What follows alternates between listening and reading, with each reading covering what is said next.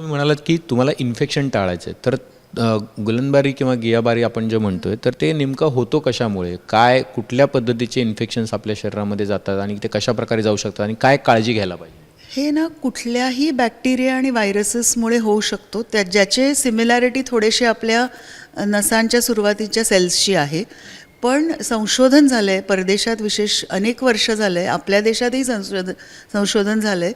आणि एक कॅम्पायलोबॅक्टर नावाचा बॅक्टेरिया आहे, कॅम्पायलोबॅक्टर जेजुनी, कॅम्पायलोबॅक्टर जेजुनी जे आहे, ह्या इन्फेक्शननी गियाबारेचे जवळजवळ 30 ते 40% रुग्णांना हे इन्फेक्शन सुरुवातीला झालेलं दिसलं आहे.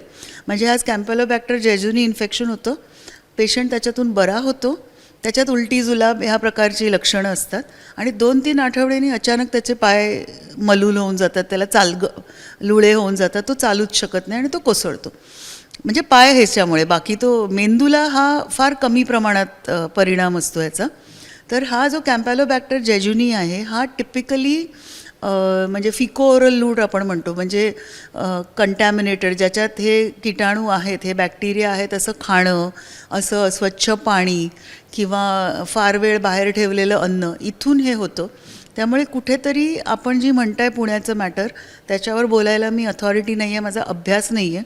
पण जेव्हा अचानक एका लोकल ॲड्रेसमध्ये एवढ्या केसेस होतात, तर तुम्ही इमॅजिन करा की 60 जणं, जर मला खरंच माहीत नाही की ते कुठल्या ठिकाणचे आहेत, पण ही 60च्या 60 जणं आपण गृहीत धरूया की एका गल्लीत राहणारे आहेत. तर 60 जण मी सांगतो